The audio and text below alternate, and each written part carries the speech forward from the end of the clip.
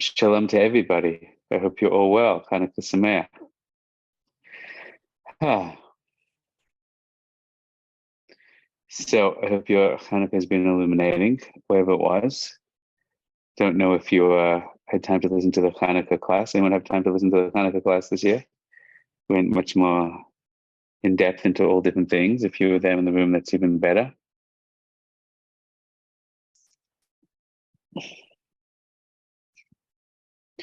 Tonight, I want to just practice a very, very simple Chanukah meditation. So I have a menorah here.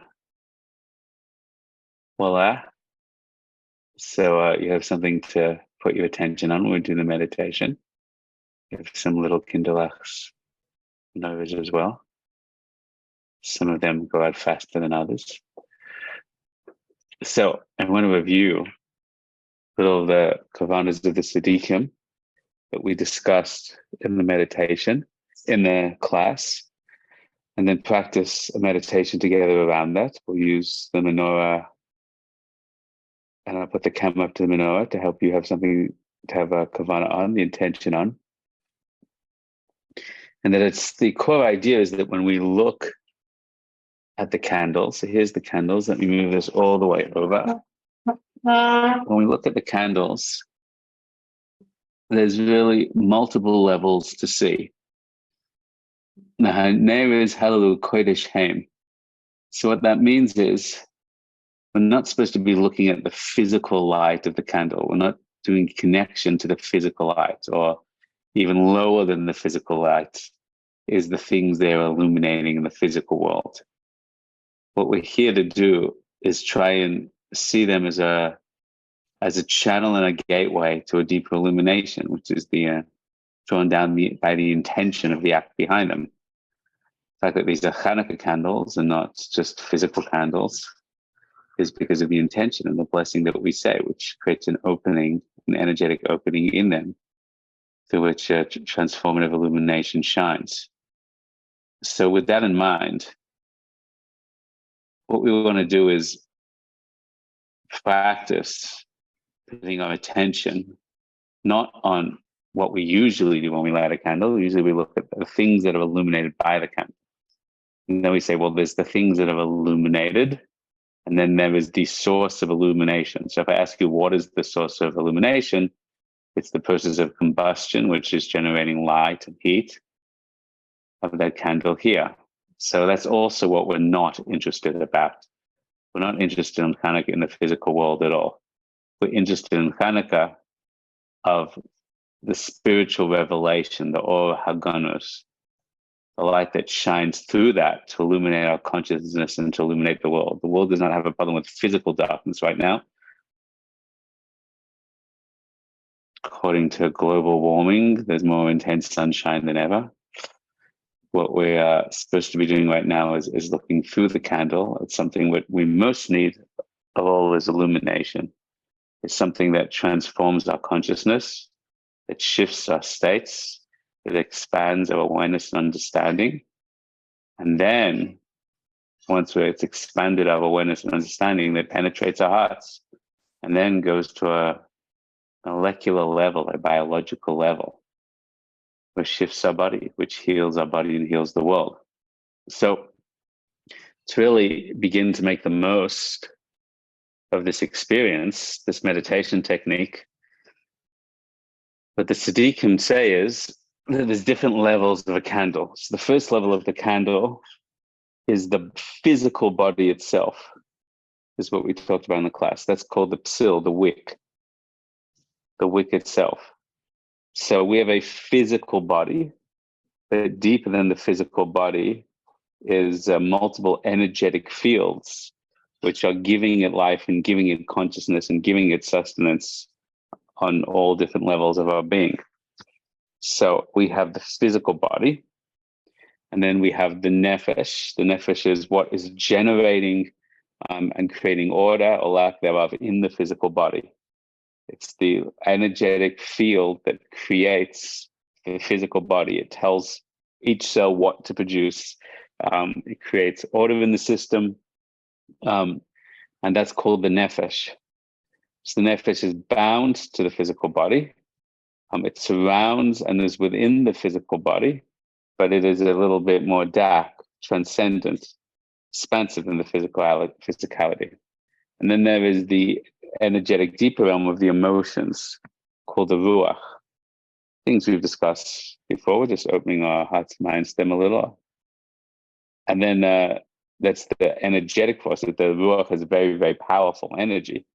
The intellect is potentially more powerful, but also more subtle. But the overwhelming force of emotions that can destroy our lives very much.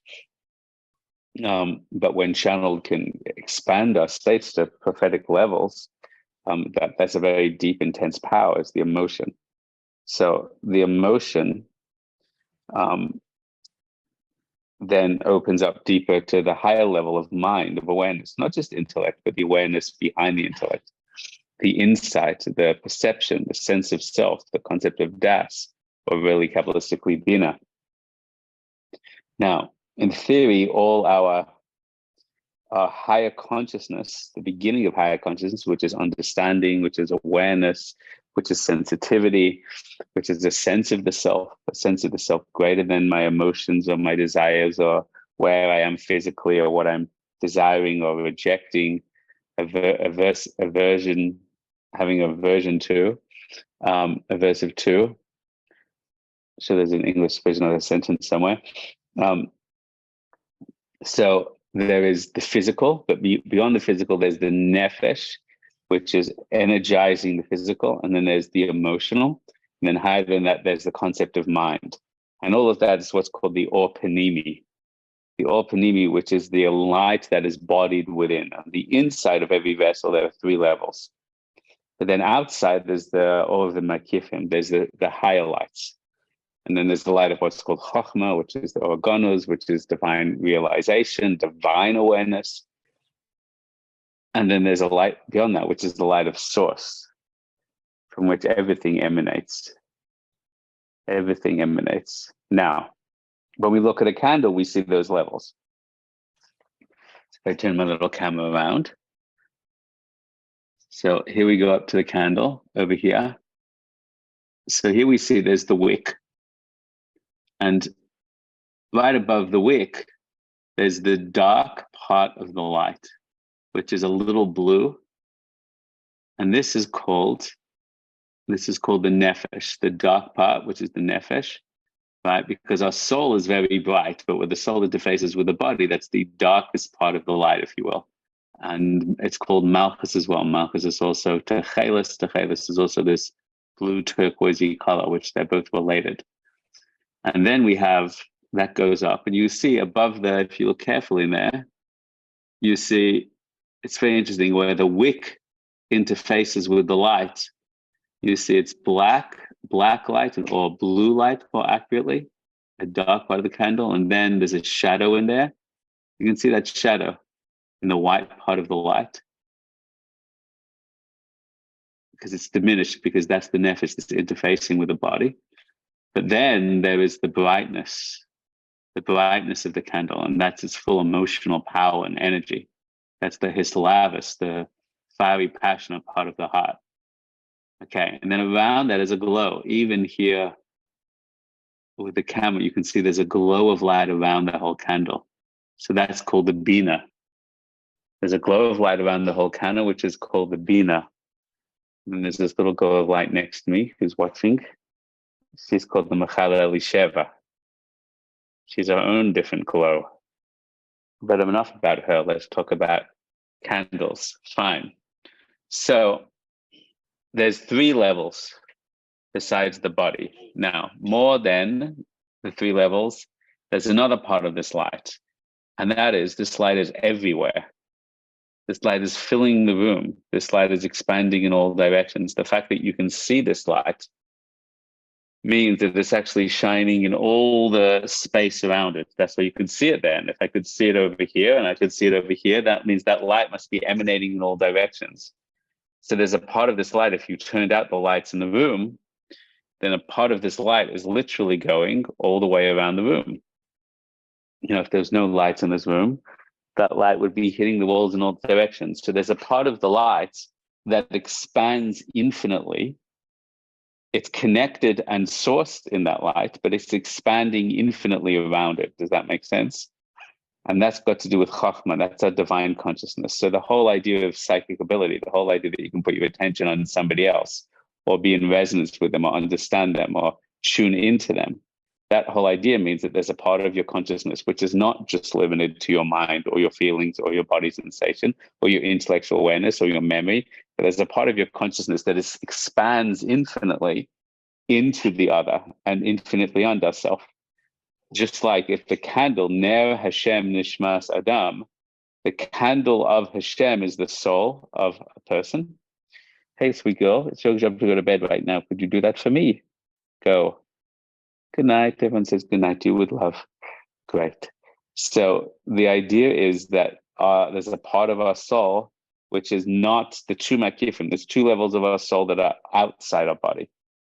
And that's the part of us that when we close down our mind to develop our psychic connection, to do his pashtus agashmis, to do aliyas ha'olamis, to move beyond my mind to my intuitive spiritual awareness, to be able to do his kashrus, to go to different places, speak to different souls, transcend, move through worlds. I'm attuning to the unbodied consciousness. In fact, the Ari Akadosh, in the Sifrei Kabbalah and in the Sifrei Chassidus as well, it talks about our capacity to move up the worlds, to go to the world of Etzia, Yetzira, Bria, to move up the worlds. The Tzaddikim say it's not really in truth that we are leaving our body and our soul is going somewhere else. Our soul is not uncoupling. It's that our soul already has a place in those worlds. And we are just moving our consciousness up to the different parts of awareness in those places already. So it's what's called a Seder Shtasus. There's a chain, if you will. There's a tree. There's a tree of my consciousness, which moves right now, is in Asiya, is in Yetzira, is in Bria, is in those places. And the way that I can go to those worlds, so to speak, is just moving, quietening down the external consciousness and moving my mind up the tree, up the ladder, up the chain that already exists, the mean Yitziri, the mean Bria. So really, there's just like that candle has energy moving out and coming back from all around the room. So my soul right now is in all the worlds. It is in all the places. And that allows me, what the tzaddikim are able to do is just by closing down external consciousness, they're able to attune to where they are in different worlds. And from that, they can draw wisdom and light and sustenance, etc. And then there is one level above that, which is the idea of all fire exists in the world. All fire exists in the world from the soid of Aish, from the spiritual root of fire. So this is what's called the Adam Kanma, and this is what's called the Yechida. That means all fire exists because there's a spiritual soul of fire, of all four elements, right? But there's a spiritual soul of fire from which the three embodied elements of consciousness, the three embodied elements of the fire, and the light that shines everywhere from the fire, from the candle, it is all made possible by the soul of fire itself. So there is a root in the higher worlds from which I am sourced, and which you are sourced, from which all human consciousness is sourced. And therefore, consciousness is the three levels down here, or it's my awareness of my chachma, etc., etc. There's just like there's the light of the sun throughout the universe, but there is the source of the sun itself, from which everything emanates. And that's where we truly are in contact and yechida and unified in the divine. So with that, by way of introduction, this becomes a sulam. This becomes a ladder to access the organus. This becomes a ladder to access the healing and the transformation that we want. Now, if you learn to do the practice that we're going to speak tonight about a little, it's really, really powerful. And I didn't really experience the light of Chanukah until I was really practiced doing this and was able to do this. And I don't believe it's so hard. If you study a little of Chassidus, a little of Kabbalah, maybe just enough of the ideas we've been talking about here. So what you can begin to do is tap into those energies through staring at the light. And I want to talk a little about how to do that tonight and to practice a little bit of that meditation tonight. And the trick is something called dual awareness. The trick to make it work is something called dual awareness. Dual awareness is something we learn at the beginning of elevation, the first level of elevation, where I teach you that the very simple meditation technique of, is it possible to keep your mind on the left wall and the right wall, on the front wall and the back wall? So the truth is we can't really multitask with information, but we can multitask with awareness, right? Because information is done with Bina. And with Bina, it's a world of duality. We're either putting our consciousness on A or consciousness on B. Most people cannot do math on two separate subjects or analyze two separate ideas simultaneously. You can multitask. Multitask, against popular opinion, does not mean I'm doing two things simultaneously. Most people's mental capacity does not allow that. What it means usually multitasking is I'm bouncing back and forward between multiple jobs and being completely inefficient in all of them. Fine.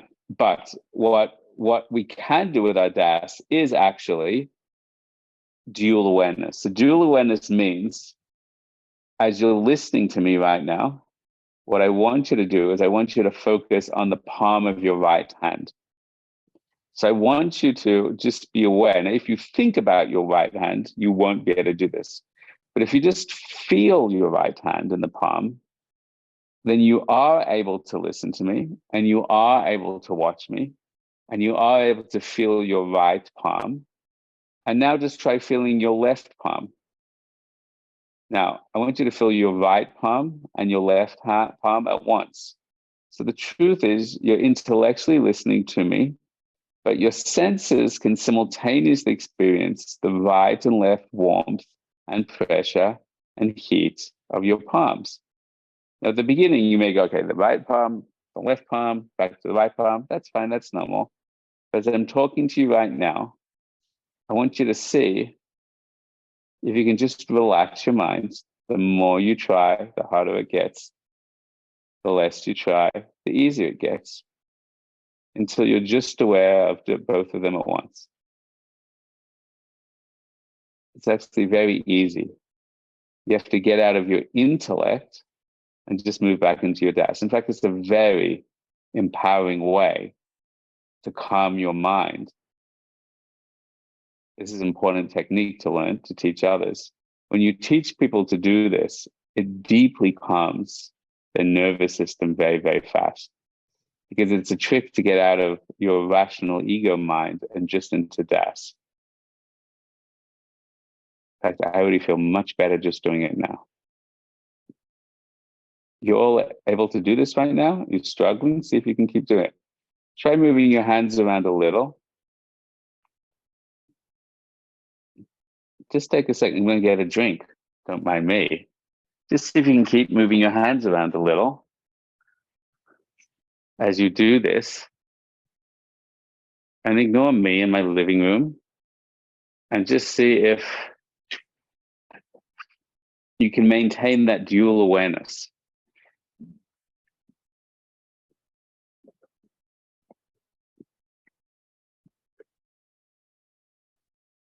Just going for dinner, saying hi to my wife. We'll be back in a second.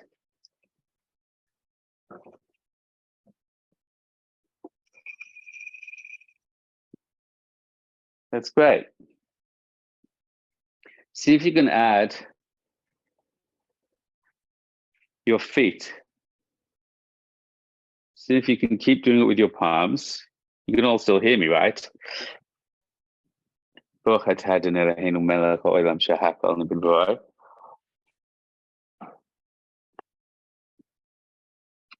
see if you can keep your palms and your feet going. Awareness of the bottom of your feet and awareness of the palms of your hands as one still unified awareness. Of one still and unified awareness.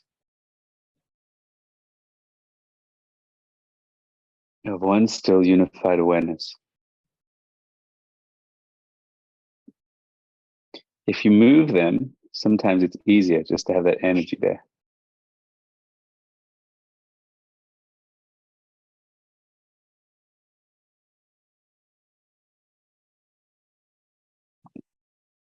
So who can tell me what that feels like to do that? You just turn on your microphone. It's hard for you. Can explain why. I'd like to hear a little of your inner experience when you try and do that. I have something to share, Ravi. Mm-hmm. I noticed before I put my attention on my feet were cold. But once I started moving them a little bit, they immediately became very warm, and as did my hands. So as I put my attention, it increased the temperature. Where attention goes, energy flows. That's the principle. That's also a rule in Kabbalah where we put our attention on some places in the Olamas when we daven, and we create shef, or we draw energy in that direction. So that's the power of human consciousness. We open up the channels with our mind. We can create healing. That's all of energy healing is where we put our mind, where we think there's a block in that person, we put our mind there, we can open up those channels. So good. That's fascinating thing. Beautiful. What else do people experience when they do that exercise? Who can share something as well? I feel a lot calmer. Hilla says you feel a lot calmer. In what way? Yeah. Well, I didn't know that I wasn't calm before, but just like zooming into that, it's like another layer of consciousness. It's a different mode of being. It's I didn't know that I was like my mind was all over the place or whatever it was going through before, but moving my consciousness to my hands and my feet, it's almost like leaving one room and entering another. Right. So it's very interesting. And yeah, I experienced that very much. It's a trick for Das. It's a trick for Yeshiva Das, because as long as you're thinking rationally, you can't do it. But if you just keep in that space and then you get it, once you get it, your nervous system relaxes and all the mind just comes in a second. That's especially when people don't know how to meditate or how to get Yeshiva Das.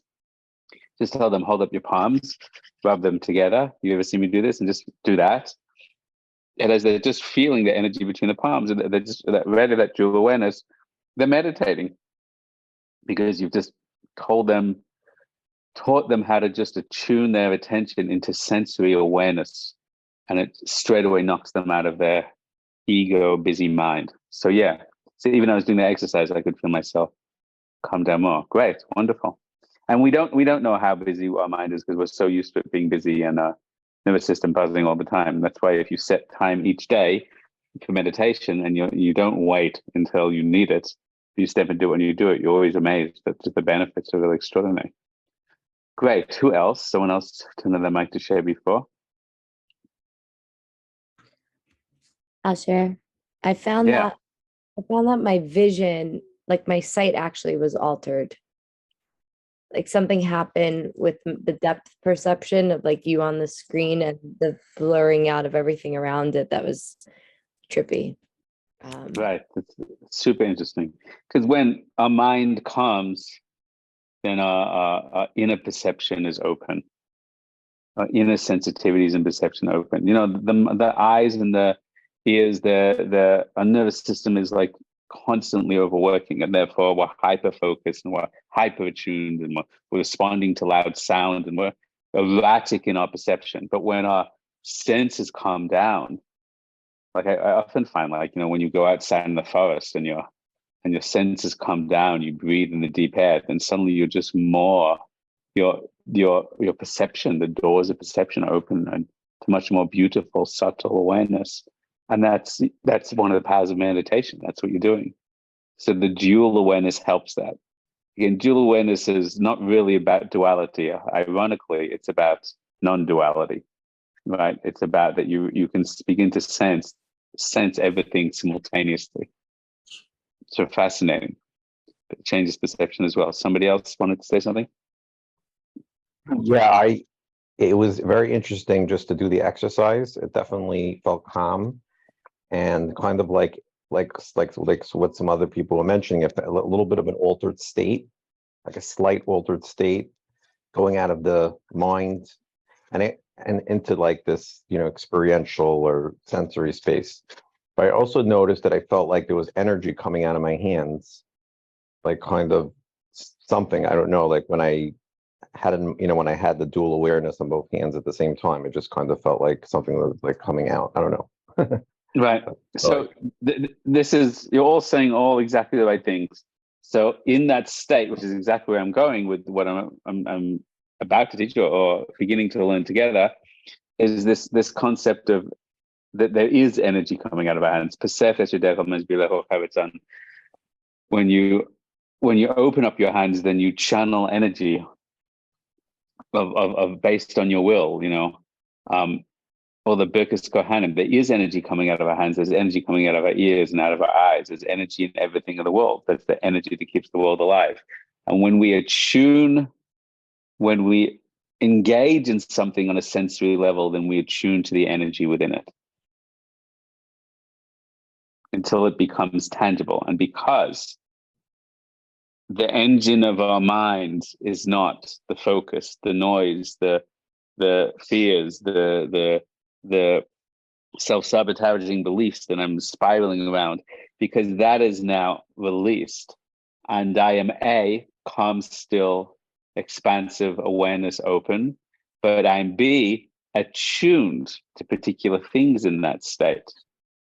Then I become sensitive to the energetic movement within something.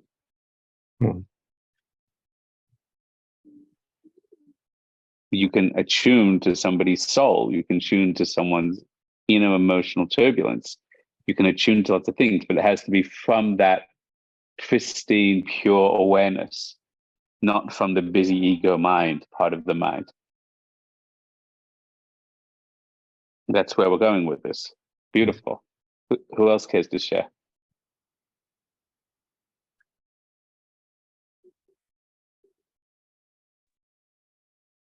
Nobody else? I'll just Yes, say, I'm echoing everything else. I just was really surprised at how focused and clear my mind was on everything. It just was so easy to just kind of go to that place. And that was a glorious thing to just kind of be like, oh, here I am. And look how easy that was. Right. Great. Okay, so let's take the next step now. So the candle is a channel for higher worlds, and the higher world is a channel for the Or Ein Sof.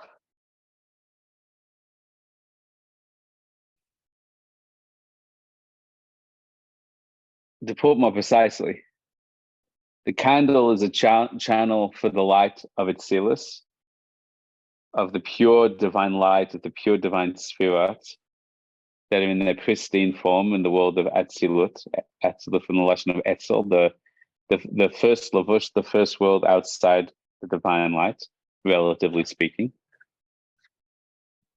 So the candle is shining down the light of Atzilus, and the light of Atzilus is shining through that. It is itself reflecting the infinite, white, pure, divine light of Hashem. Wait 1 second, everyone.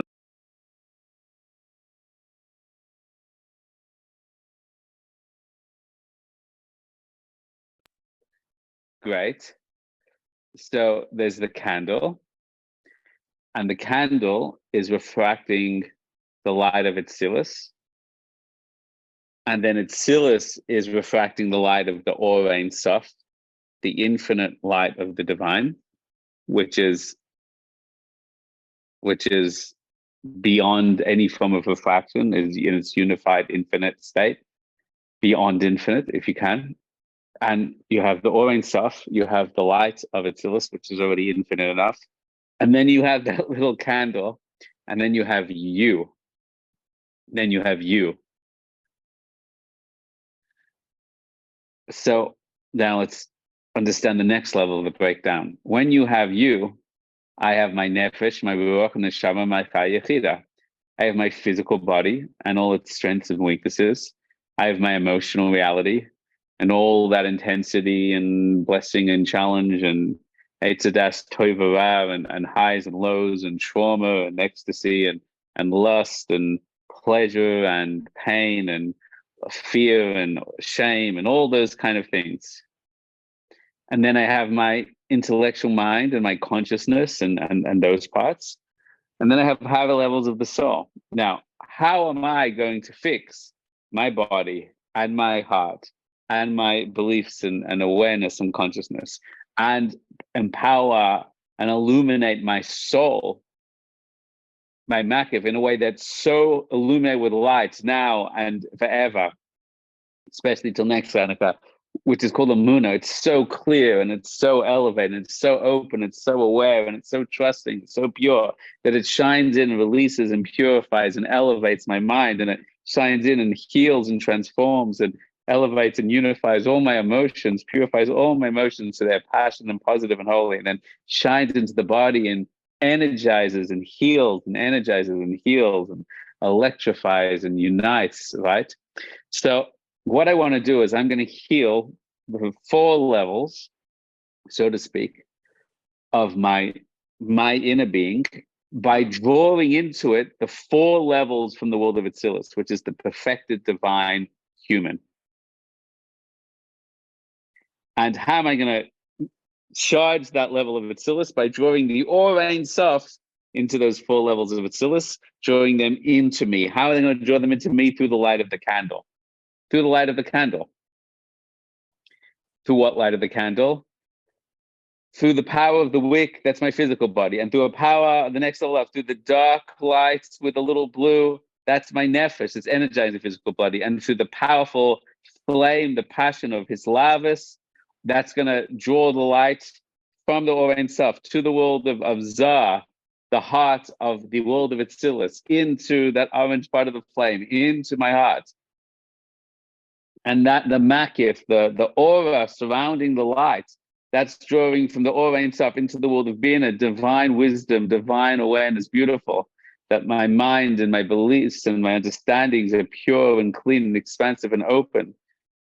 That's the light around it. And then to the light of that candle all in the room is shining the light of Chokhmah, the partsuf of Abba, from the world of Atzilus, through which is shining itself, the Or Ein Sof, into it. The Or Ein Sof into the partsuf of Chokhmah, of Abba, which is then shining into the light filling the room, which is now energizing all my soul and my consciousness, filling, surrounding, and within me. So the secret of what I want to do is I want to climb the ladder from physical to nefesh to ruach to neshama to chai d'yechida. I want to climb the ladder to get to the Or Ein Sof. And then I want to draw down the Or Ein Sof to all those places. Are we on the same page? And how do I do that? By maintaining a dual awareness. This is what you do with the meditation. To attune to the energetic influx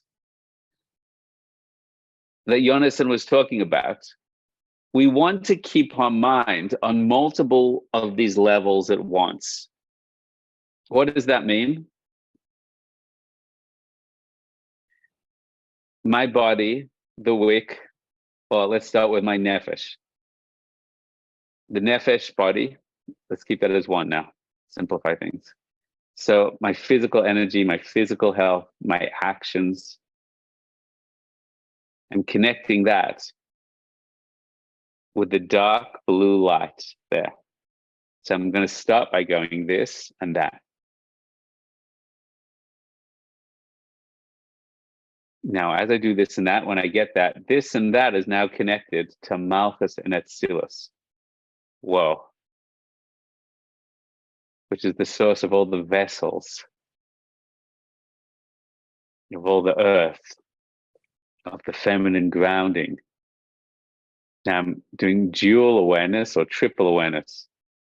Body awareness, dark blue light of the candle,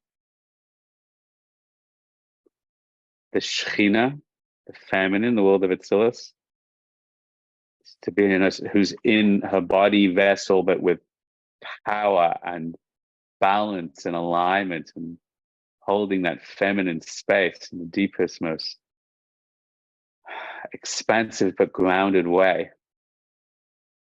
3 levels of dual awareness, and now one more. And all of that is just the aura and self shining in. Whoa.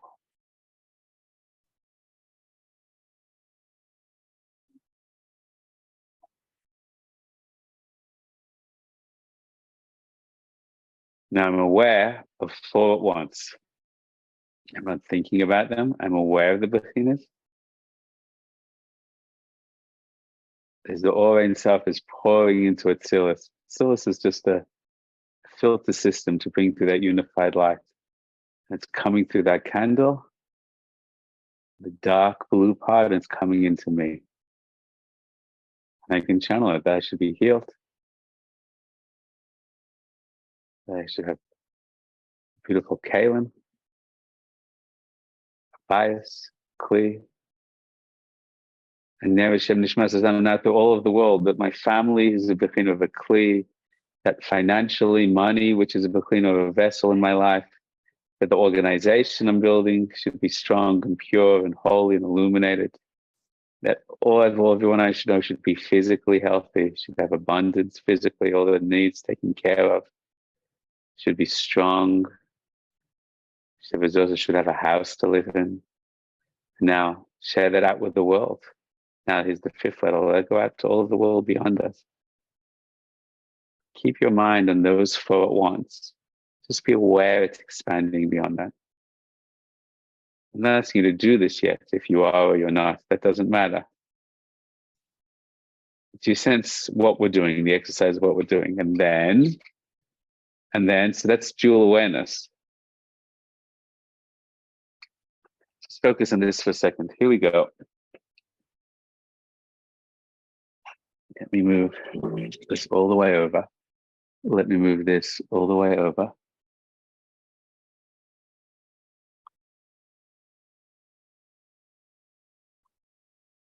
I want a big close-up, Mr. DeMille. Here, I'll hold it for you. See what I do for you guys? It's unbelievable. So see if you can be aware just of your body. Focus on your body energy, your Shekhinah energy, your Nefesh energy, just within you. And just focus on the bottom light, which is light.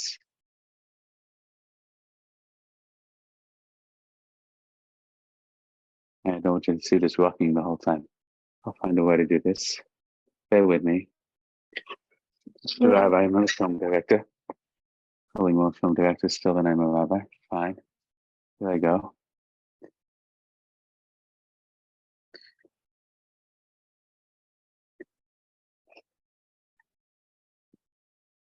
To see if you can just begin with,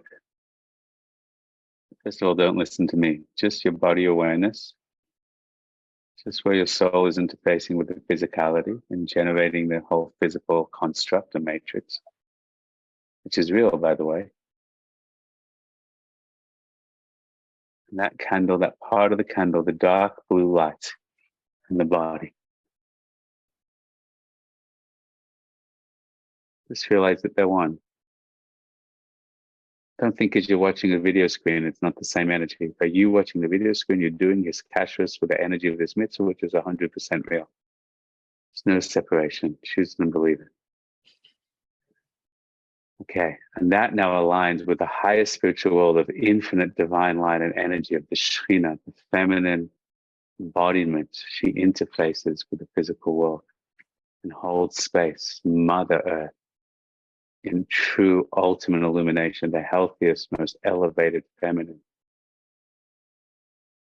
So grounded and so earth, so powerful, so healed, so embodied. So now try, just be aware. Don't think about it, just awareness. My own nefesh, own body, that place in the candle, perfected, elevated feminine, the Shekhinah, Malchus, Nuk, the world of Atsilis. And now just imagine all 3 are being held and contained by the Or Ein Sof shining through them. Blast out to infinite divine light. Now hold the infinite Or Ein Sof. refracting down through Nuk, Malchus, Shekhinah, coming through that candle out to you, saturating all your Nefesh consciousness, healing, ordering, releasing, purifying, elevating, keeping aware of all four, the sense of all four,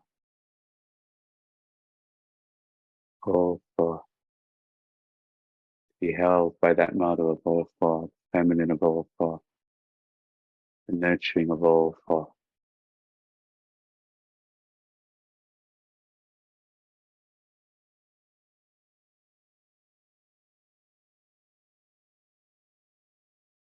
Relax your body, relax yourself into it. No tension, no pressure. Pure awareness. Make sure your body's comfortable to do this.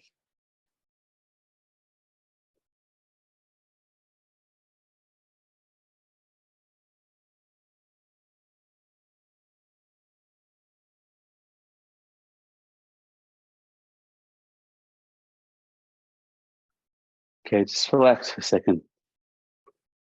Let's talk about that together for a bit. Is that something you connect to? Is that something which is hard to connect to? You have no idea what I'm talking about. Is it suddenly all there for you? You can share a little bit. I'll share. Yes. When we get to like holding the world of Atzilut in mind or in our awareness, like I get super tripped up because I'm like wanting to make sure that I understand what I'm being aware of.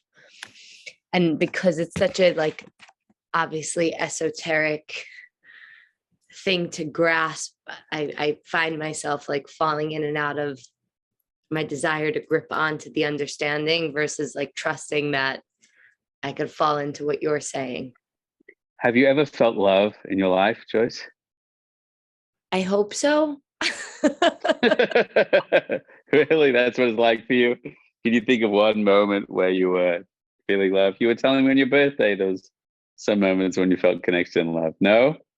Yes, deep love. Yes. Okay, fine. Close your eyes for a second. Focus on that memory in that moment.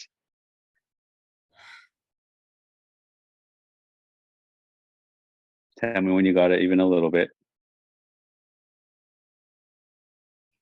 Okay, I'm there. Good. Give yourself full permission to forget everything around you and just be in that moment again. With the senses and smells and sights and eye contact with whoever was there in front of you and just the joy of it. Just give yourself permission, even a little bit. Tell me when you've got it.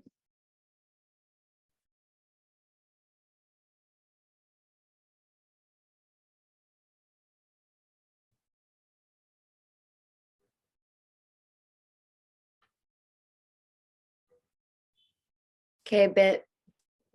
Great. Okay, so just stay in that. Now, if that love exists in that moment, and I've also felt love for a moment in my life, and Cindy and Yehud have also felt love for a moment in their life. So there's a source high above, which is the feeling, the sum accumulation of all the love all those have ever felt before. Let's call it divine love.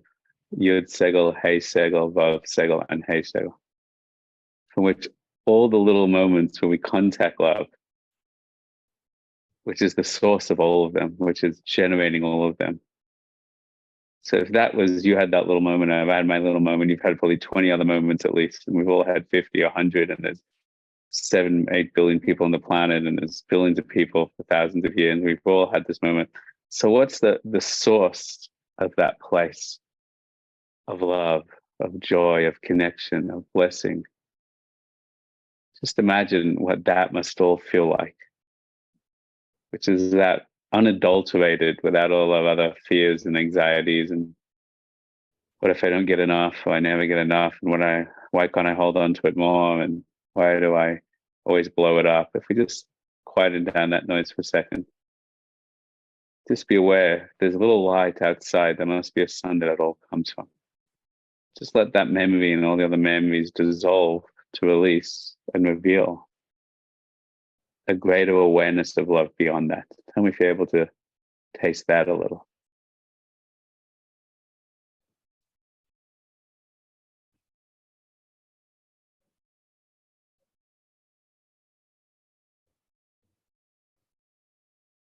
The greater love from which all love is sourced is love in the world of its sealers. It's actually an energetic place from which the experience of love emanates. And when we experience love and we're aware that it is something from Hashem, then we're aligning and attuning ourselves to that source.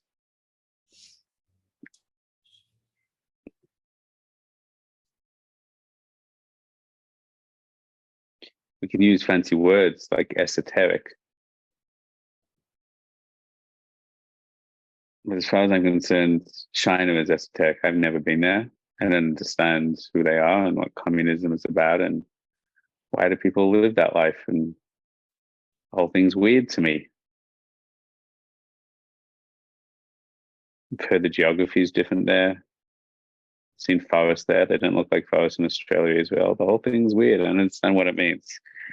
Things that our mind can't get around, we like to call esoteric. So we can enter it from a different path to our heart. If you focus in that moment of connecting with that person with love, even the feeling of love itself is a sense that this is greater than me. I'm kissing something in this moment that is greater than just this moment. It resonates true and more expansive and more real and more beyond. Sense a little what I'm saying, Joyce?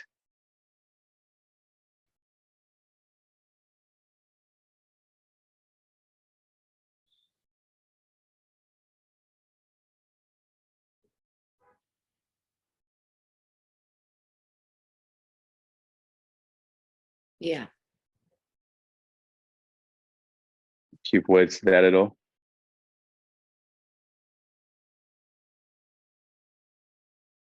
Not as esoteric. It's a good word. I get that. Can I come back here with you? Mm-hmm. Mm-hmm. Cool. Thank you. This is maybe a different class, but in that experience of experiencing that that divine level of love, and I hear what you're saying, it's the energetic almost hub for that feeling to exist, about like it comes and it's sourced from that. Hub's a good word, right? And so too with the feminine of every extraordinary woman you've ever met, who are so different and so embodied in so many different ways with different looks and feels. But if you tune into them with that, there's something that they're all got in common. There's a source and energy that is so similar and familiar and greater than any individual. It's every woman channeled through them. So what is that place and what is that source and where's that magic coming from? And that's called the Shekhinah. Beautiful. Yeah, no, I think that helps a lot. Helps a lot. It's like the headquarters for that thing itself. You want to put it that way? Some Energetic. kind of like online network and we're all downloading from. I'll share I mean, when a woman is in her victimhood and she steps into her illuminated power, it's not her illuminated power. She's pulling from a consciousness, a collective unconsciousness, if you want to get Jungian about it. They're pulling from an archetypal place where so many women have poured into and so many women are drawing from.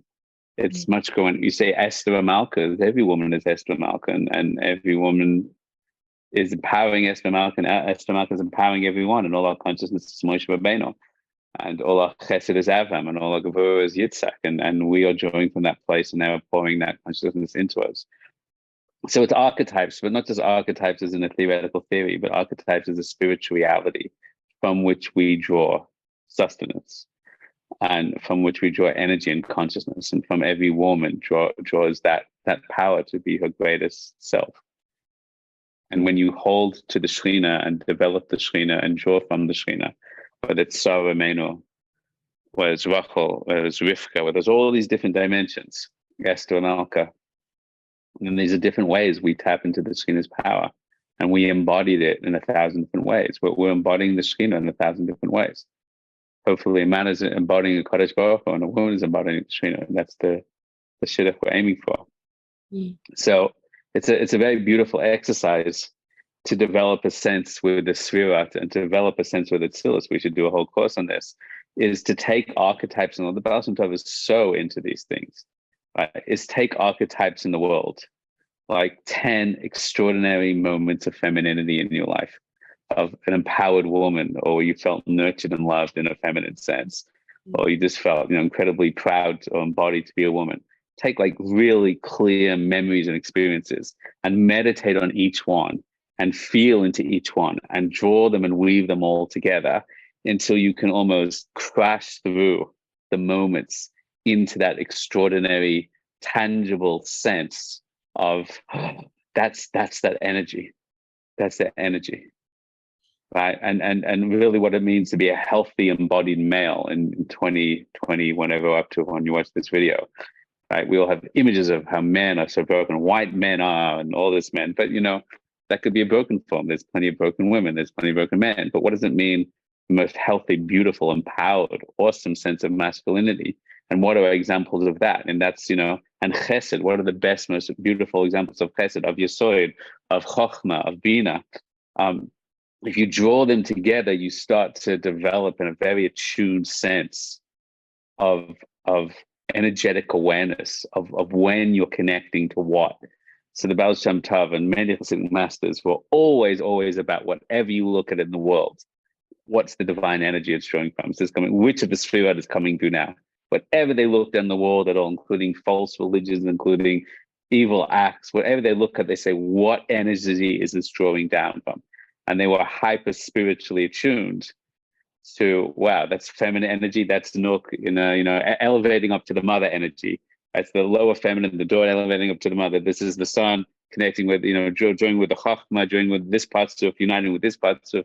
So they were aware of whatever they were looking at, whatever they were interacting with, they were conscious of and connecting to the tzirufim, the unique blend and emanation of Sephirotic forces embodied in that moment. And through that, all they saw is an interaction with the divine in all things at all times.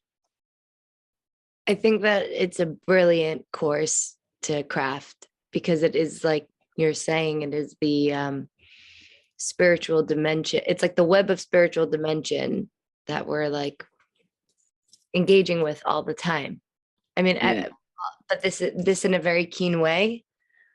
I don't know. I just see it as yeah. Yeah, and we're tuning our nervous system to it. We're tuning our felt, sense, and body detectors to those things. Correct. So again, and when you do it on a Kabbalistic level, that means when you feel incredibly nurtured by your mother, your whole consciousness is suddenly going, oh, the Shekhinah is with me right now. Right, because you're no longer seeing just the physical expression. You're tuning to the divine expression through that. So that's what the Baal Shem Tov would get to the point where everything was just energetic forces.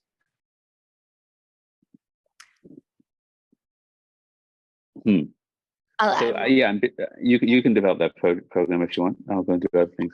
Yes.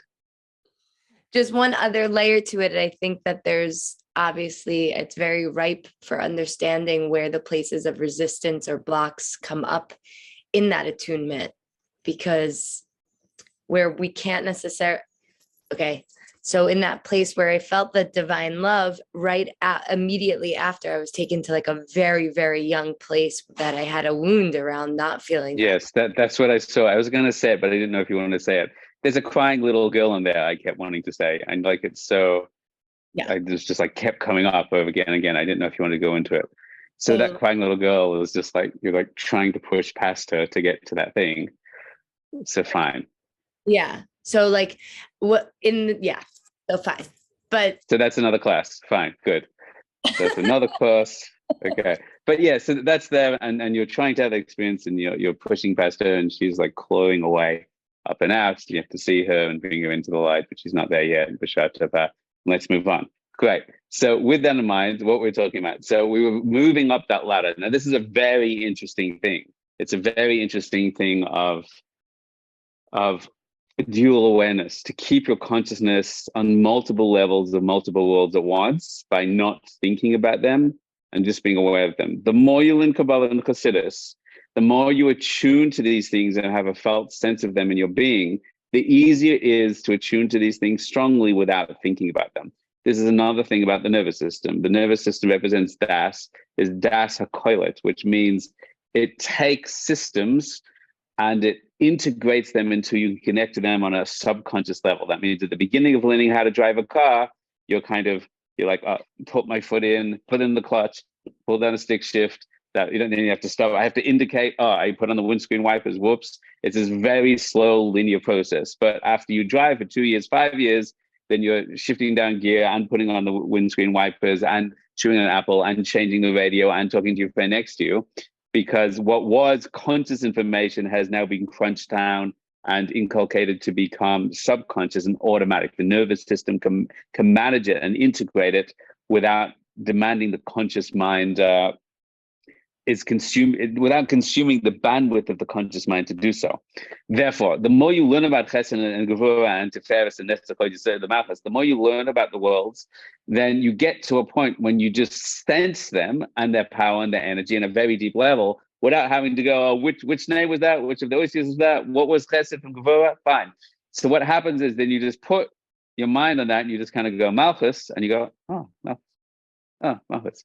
But that allows you to crunch more, absorb more data, awareness, and consume less consciousness doing so.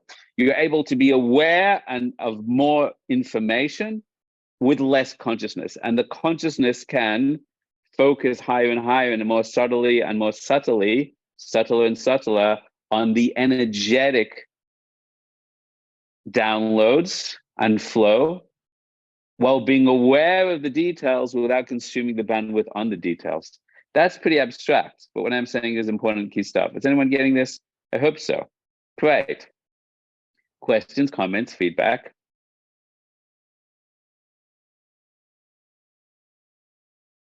Turn on your mic, people. We're not in high school. Did we? Wait, everyone at once. You should really put up your hands before you talk, or this is just going to make a mess. That was a joke. Who's that? Miriam goes first. Yehuda's going first, and then Miriam.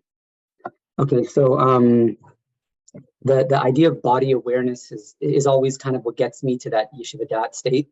Now, I was always wondering why body awareness, right? Why feeling the weight of my feet on the ground versus watching my thoughts versus listening to a noise in the room.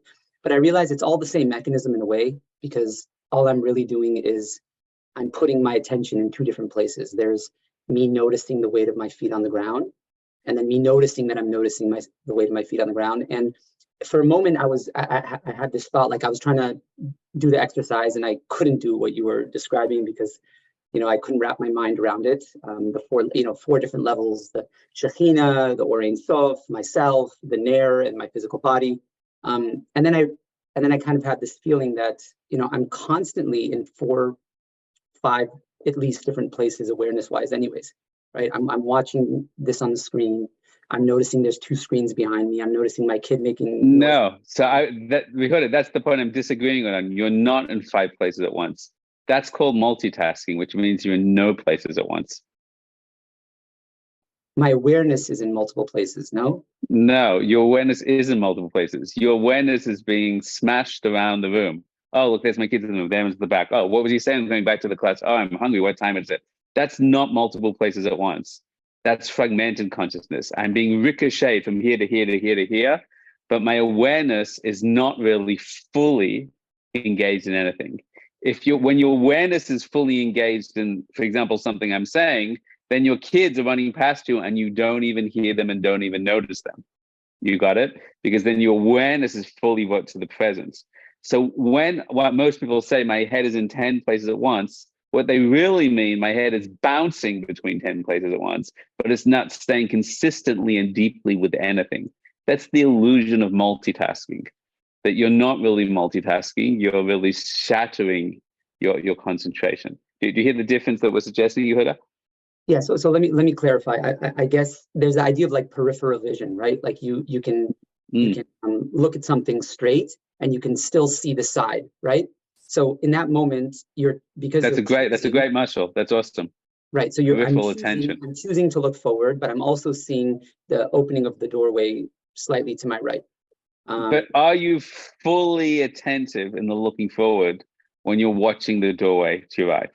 If I'm giving a complex class and the doorway goes to the left and you quickly look to it and then you look back, you may drop a few of the words in there.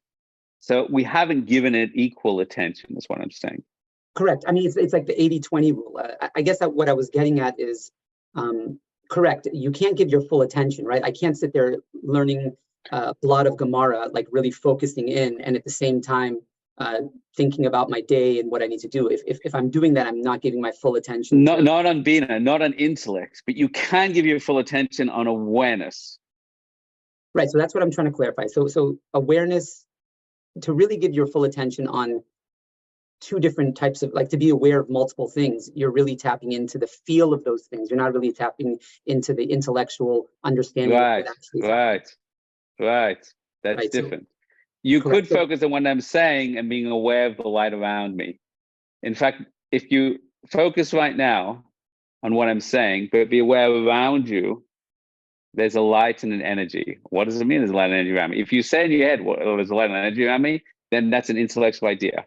But as I'm talking to you right now, there is a light that is warm and clear around you.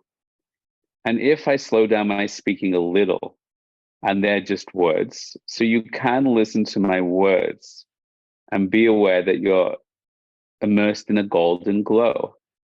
You're immersed in a golden glow. Now, if you can just keep your attention on some of the expansive light around you, but also my words, you will find that, again, there's an expansiveness, there's a release, there's an energetic awareness, and it's almost like any emotions that come up from my words are kind of consumed, released, dissipated within that light. And it allows even more attention to be given to my words. So you can focus on one intellectual thing and energy and awareness, which is called living with the Vekas, aka Amuna. That's what we call, you heard of the 80-20 rule.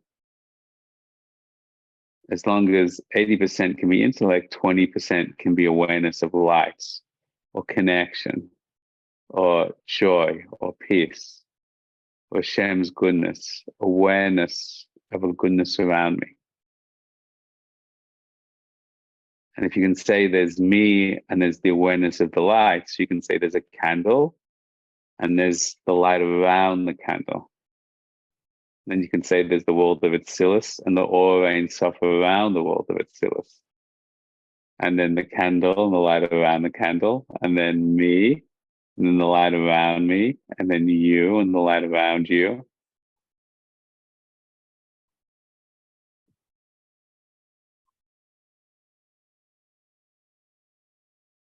It's so interesting that when I put my awareness in those, like, you know, at the same time, it's more powerful for me in particular than just putting my awareness on one thing in particular. That's the secret. The few times I've been able to do that, it's yeah, like I'm aware of my feel of my body right now, while I'm aware that I'm talking to you, while I'm aware that the light of Hanukkah is coming in and the flame in your living room is emanating a light that's sourced in Atzilut. Yeah, it's very interesting. Like the more you can put your plate, you at some point I felt that I was feeling every single dimension at once, and I wasn't working hard to hold it. It was just there. The dimensions were there. Right. So find that place in front of a menorah and don't talk about it. Stay there for 30 minutes, I dare you. Sounds good. That's the exercise. And then you go up to the next level. And then you go up to the white flame. We'll get that done in a second. Questions, comments? Miriam. Hi. Did we discuss Hi. why we're moving only in Atsilas and above and not down the worlds? Because we can. If you could go to the store to buy a Wonka candy bar, or you could go to Willy Wonka's factory to buy a Wonka bar, you would go to the factory, you'd ride in the chocolate river, you'd go through the Wonka wash, So you'd why go to the factory. so why are the worlds named, let's say those particular names that we're only doing in Atsilas? You didn't get that question. Did you get Like, my first answer to the question? Like when I saw in my Sidor, like the name of, let's say, Yetzira is or the name of Asiya is Malchus. Is that right? And so then I was like, wait, am I supposed to be moving down? The name of Asiya is Malchus, is that what you said? No, the name of Yetzira is and then Abba is, yeah. Yeah. So And I'm not then- sure the question that you're asking here. Did you get my answer? Only stay above. No, because that's not what I it's said. That's where it's being generated from. That's not what I said. Oh, that's why I interpreted. Right. So I can tell that's why we went into the next question. If you're looking for healing, Yeah. who's this Choshev doctor that you tell me all these famous people are going to? Right. So if I could go to some local quack here, or I could go to New York to go to the best doctor, which doctor am I going to go to? Right. I guess I was So what am I saying? only above. It's not only above, it's the light of Chanukah. We get to bring the highest light down. I see. So now I have the most illumination to heal my body, and the most transformation to illuminate my heart, and the biggest hasagas I can draw down. So this time of year, I'm able to, on Yom Tovim in general, I'm able to draw directly, on Shabbos especially, directly from the world of Atzilus. All the worlds collapse into it and elevate above. So why do I get Wonka Vision or my Wonka chocolate bar from the store? Because I don't have a golden ticket. But if I had a golden ticket, who the heck would go to the store? Go get it from Willy Wonka, right? So on Yontov, we have a golden ticket. So I'm usually loving we're this, Pavel. filtering I'm just it. going to milk it for its worth. So Sorry? usually we're filtering it down through the worlds, and this time we're skipping them. Again, whether you're skipping them is the right word, but you're getting directly from the source. Fine. I see. The work of the week is the work of having to bring it all the way down. And the work on Shabbos, we separate from the work of the world. Think about the work of the world. The work of the world of Bria, of Yetzirah, of Asiya. We don't have to interact through that. We go directly to the source. We live in Devekas. Everything is prepared. Everything is ready. That's an experience of direct connection. On Chanukah, we can wear our weekday clothes. We don't have to keep the yontif in the halakhic sense, and still we're drawing the aura gunuz, that infinite light from above.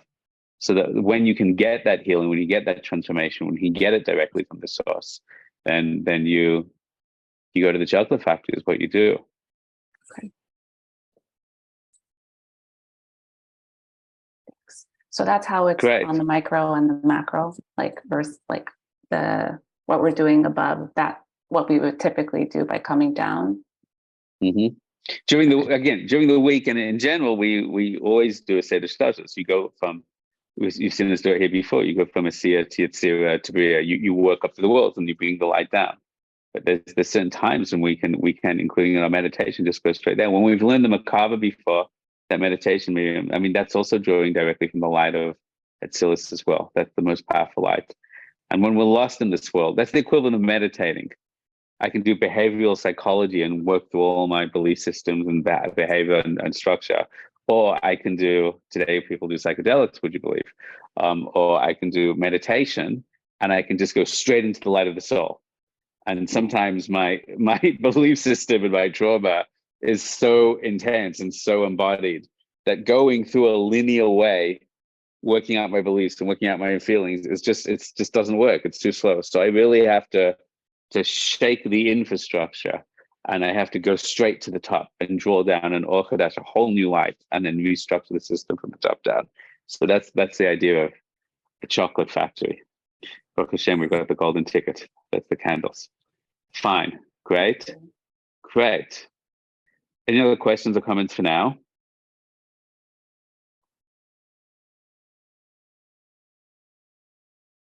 I have a question, Rabbi. Yes. So even if you don't understand much or you don't know much about the higher worlds, can you still access that state? I mean, I'm assuming the answer is yes, but okay. Okay, Oh. because like Joyce said, like sometimes it can be esoteric, but maybe not esoteric, but I don't know what the word it might esoteric feel means. like you I might feel like refuse to you buy the don't word know so much, I esoteric. don't know Have you ever heard Kabbalah. anyone talk about the stock market? I mean, there's nothing as weird and esoteric. These mystical forces of the rise and the fall of the Dow Jones and the PTD and now there's currency is everyone's shaking and shifting, and the stock market is rising and falling, and the housing market is responding. The interest rates are going up and down. Where are these things? I have eyes. I don't see interest rates going up and down anywhere. Where are these forces? The answer is this is a thing that influences our lives. It's not in any physical place. It's on the computers, or it's in a place in Wall Street. But if you understand how the system works, and you understand all the different cause and effects, and the production of gold, or the production of technology, or production of this company, and what shares represent. If someone actually explained to me once in a McDonald's in Kilda, Australia one day, when I was really bored out of my mind, and they said, "Oh, you don't know how it works? I have to tell you." And I found it really fascinating for the 20 minutes that I understood it. But talk about esoteric. These are really forces that affect every single one of our lives, right? The interest rates are affecting common people with their mortgages each week, each month. But stop saying it's esoteric. It's a system and it's a model. And if it interests you, you can learn it. And when you don't have to be a rocket scientist to learn it. Not at all. Right? It's a basic system. It's basically runs on the same model that all of human consciousness runs on. And you've been in my classes long enough, Phil. You've heard me talk about these things long enough. You absolutely understand enough to do it. But if you have this thing, oh, it's also esoteric, then, who am I to learn that? Then that itself is the block, right? I'm sure what's that?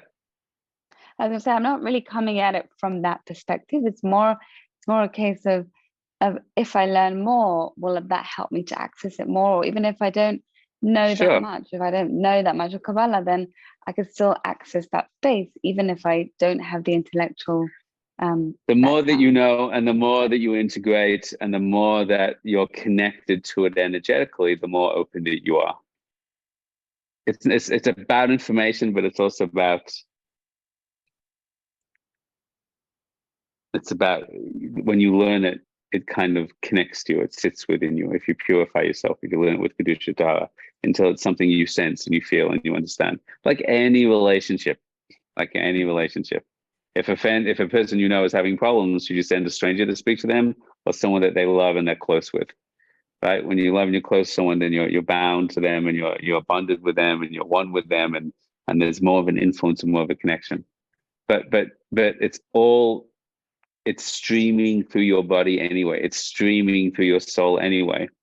It's kind of saying, well, gravity's esoteric, and who am I to learn about gravity? And I don't know what gravity means, and not into science. And then we slip on a banana peel and fall on the floor. So really, gravity was all about us anyway. So this is not something which is really outside of you, lo b'shamayim hi, right? What I'm saying is this is something very intuitive. It's literally every mitzvah you do, and literally every thought and every word and every action is moving these worlds. So of course, the more you learn, the more you get it.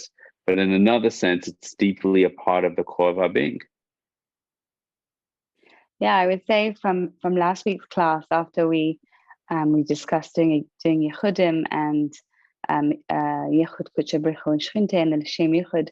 So I tried to do it on benching, and I had the most spiritual experience of my life. But I didn't even say the Shem Yechud, but it was just the most beautiful thing. I'd never had. Wow! Tell us all about it. What happened?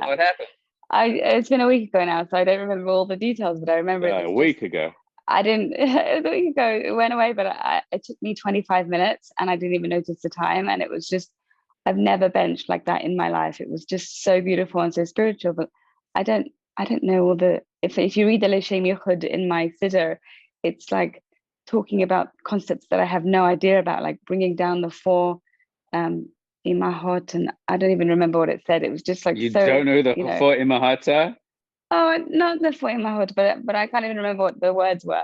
It just was like so, Fine. Beyond me. But I didn't read that even. But still, the just saying Birkat Hamazon, it just was amazing. And all these ideas came to me. Your that I didn't know experience that I had. answered the question well, the experience is answering the question for you, right? This question is an insecurity, just so you know. And the experience answered the question for you. I mean, Rabbi, if I don't really know this stuff, can a person really connect? And then at the end of the sentence, it was like, I don't know this stuff at all, and I just blew out of my body and that has experience in my life. From here, we learn that the answer is yes, because our neshama is illuminated with this stuff in every dimension, all of our lives forever. This is what we're swimming in. It's so funny that we think we have no connection to gravity. It's just so funny, like it's so esoteric to me. And the answer is, you don't need to know what these words mean. Your soul is at Sinai. Your soul knows these words, and your soul lives in these worlds. Your soul has a connection to the world of Bria and Yitzir and Atzilus. Your soul's living this. It's aware. There's parts of your soul that are experiencing. This is why learning Torah is not learning something external. It's remembering. And learning Kabbalah and Chassidus is remembering. It awakens within you intuitive senses that you've always had. It's turning your internal light on. So that's why when you learn the deepest teaching, you're like, oh my gosh, I always saw that. I always knew that. I always felt that. It's turning something on from the inside out. So yeah. That's why you've seen it many times at elevation retreats or seminars. You teach this secular woman that walks in and she's got no connection to Torah, doesn't know anything. The way she's dressed is ridiculous. And she closes her eyes and she's like, Rabbi, I saw these 10 circles all interconnected together and they look like this. And you're like, yeah, that's the spheroids. And she's like, they were having in South Africa. And she just starts crying. Like, it's all there. It's all there. It's all remembered. It's all coming out. And you just answer your own question, right? Which is, yeah, you don't know anything. And then suddenly there's the whole thing. Baruch Hashem. That's the magic of it. Baruch Hashem. And I think it's also coming at it also from a place of Hashem, I don't really know what I'm doing, but can I have some help here? And just being given humility, that gift. Right? Humility. Great. Hafna, Yira. That's what we said. That's part of the L'Shem Yichud. That's is the Yira and then the Ava and then the Yira that comes from Ava. So that's the path in. It's the emotional states that open up the flow. Wonderful. Anyone else? Questions, comments? Yeah, question. Yes, one more, then we're moving on. The ability to draw down the light that we're trying to access here. I know a part of it is like we're in a time period of like grace where the light is coming down no matter what our level of deservingness is, quote unquote. But how much of our like emotional inner work can help us access more of it or less of it? And sure. Being given a gift of grace, if you call it that, of chen, of chesed, of rachamim, is a gift. But the goal of a gift is that you should be able to get there yourself, because the purpose of life is not that we receive a gift. Namad Kasufra, it's called, the bread of shame, is that someone's taking care of you. It's really wonderful when you have nothing to eat and someone gives you a piece of bread. That's really amazing. But nobody feels good getting that bread from others. We ultimately want to take responsibility for our own lives and get that bread for ourselves. So the feeling of accomplishment when you work, when you learn, when you master something, and then you take home the bread and you cook it yourself, and all the parables and examples of that is drawn from that. So Hashem says, I'll give you all the light and all the abundance and all the healing and all the revelation. He says, oh, you could turn yourself into a Navi and be a master of that for all of the worlds. So Hashem loves you and he'll take care of you. If you hit the bottom, he'll pick you up. But him and you want something better for yourself. And the giving to pick you up out of the gutter is so you will stand on your own 2 feet and learn to walk before Hashem. Before Hashem means without needing his support to do that. Not because he's stingy and doesn't want to give you more money, but because he knows that there's no greater accomplishment in the world than you can become divine yourself and shine out with that light and that mastery and that confidence. So that's the goal here. It's the goal that we become channels ourselves.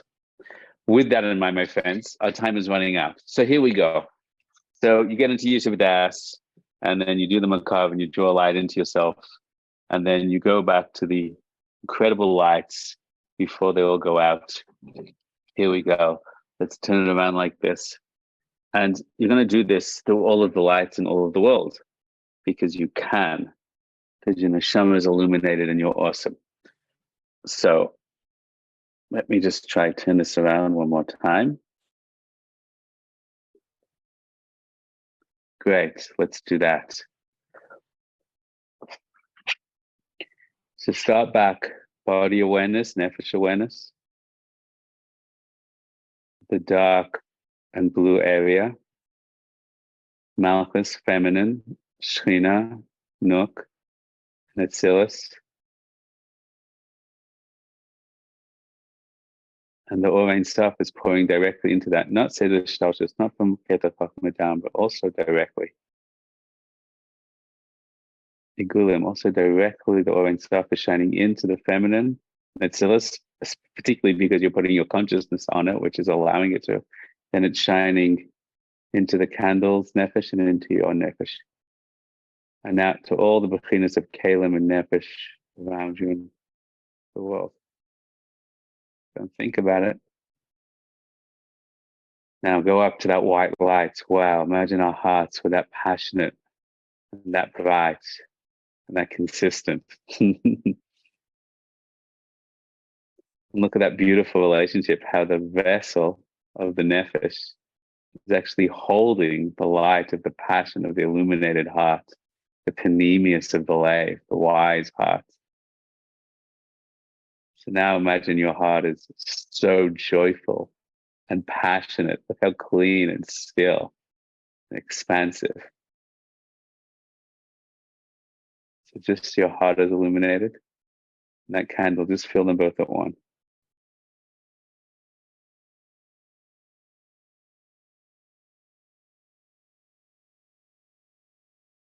Shining through this candle is the light of Zah, Chesed, Gvur, Tiferes, Netzach, Hod, and Yesod.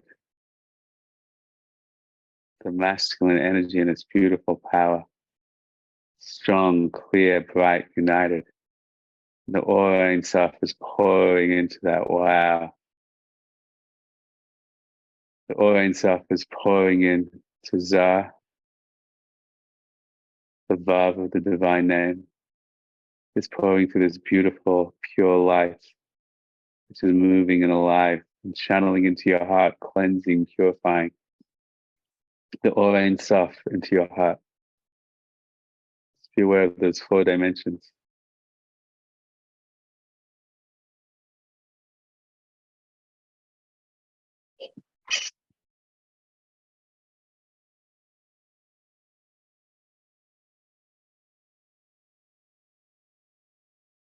And look how beautifully they sit together, the masculine and the feminine, in harmony. He reaches above to Shemayim. She grounds herself into the physical. And they unite as one energy together. The full spectrum, connecting heaven and earth together. All the wisdom, all the passion, all the light, all the earth. Or Ein Sof. Shem Yichud Kudsha B'Richu Shchinte.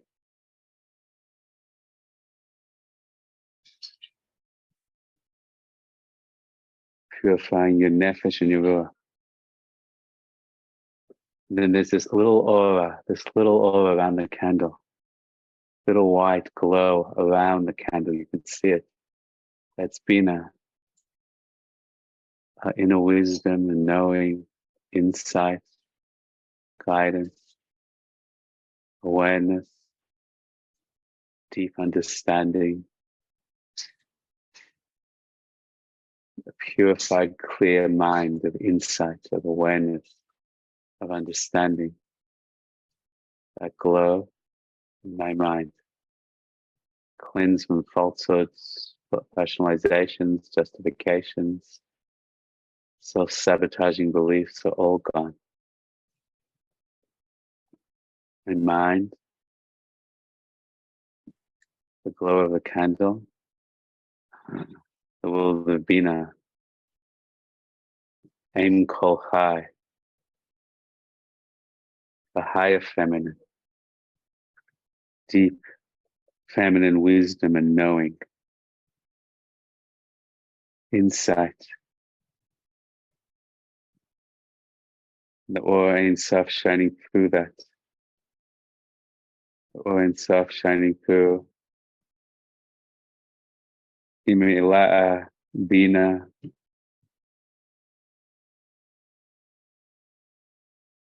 the flow around the candle, my mind, purification, illumination. Those who are struggling to understand should understand, should have the insight, should have the wisdom, combined with sensitivity, awareness. And sensitivity and awareness should grow and expand and be illuminated. Showing in the aura Ein Sof, the Bina, the glow around the candle. And then right there, it suddenly expands beyond the glow in all directions. There's lights out the window of all of Jerusalem. Think that little glow around the candle suddenly literally goes out to all of Jerusalem. The light of Chachma, the Oraganas, the soul all around you with all its supernatural, expansive, divine sensitivities.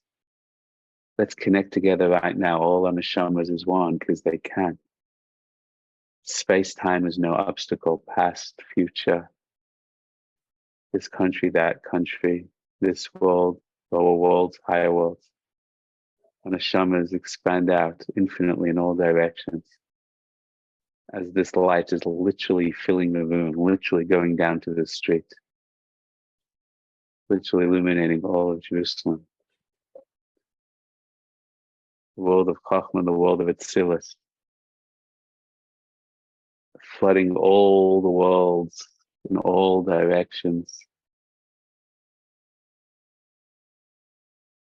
All the worlds are just lavish, stressed upon it. From the top to the bottom, the Chachma is there.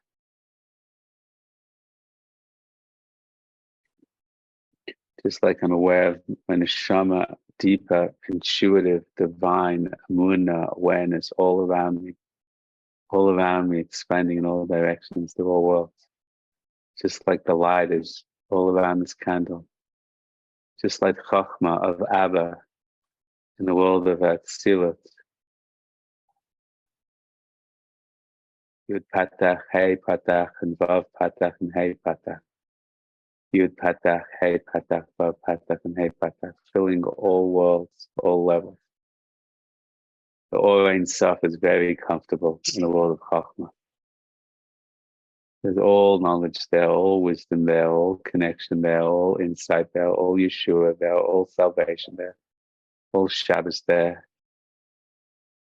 Yud Vav Dalet, and Hey Yud, Vav Yud Vav, and Hey Yud.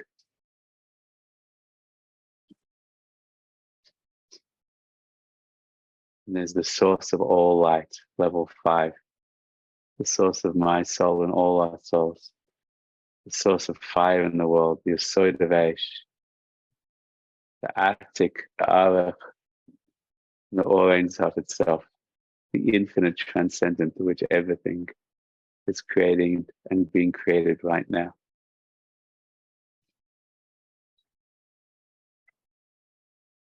Take a moment just to move up and down that ladder of all levels of your consciousness. In your own time, wherever you're drawn. All the wisdom is there, all the healing is there, all the insight we need. Ask a question, the answer is there too. Do that in your own time for a few moments now.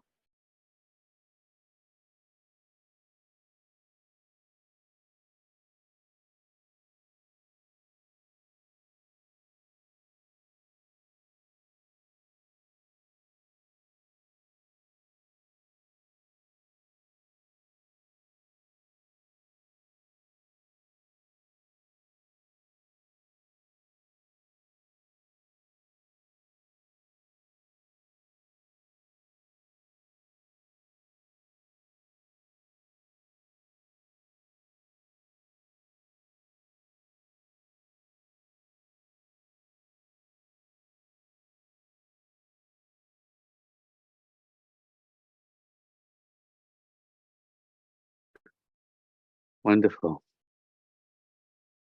Ner Hashem Nishmas Adam. The candle of Hashem is our soul. And our soul is illuminated. And we illuminate the world. And our soul is illuminated by Hashem, we illuminate the world. That's meditation. Now, when you practice that meditation, you're aware of those things and let all the intellectual ideas fall apart, fall down, crumble, melt, and release like wax. And there, you just have the dual awareness of all these elements. And see how long you can maintain the dual awareness without thinking about them at all. And that's really the light, is the yichud of Havaya of the lights, the Ekia of our minds, the Havaya of the lights, the Elokim of the hearts, the Havaya of the lights, the Adness of our nefesh. And we can just focus on those names as well in all of the worlds and all of the behemoths. Just play with it, but think less. And just be aware more. It's a very powerful light. I hope you can see it and feel it a little. May you only know elevation. Have a wonderful Chanukah. Over and out. Love from Jerusalem.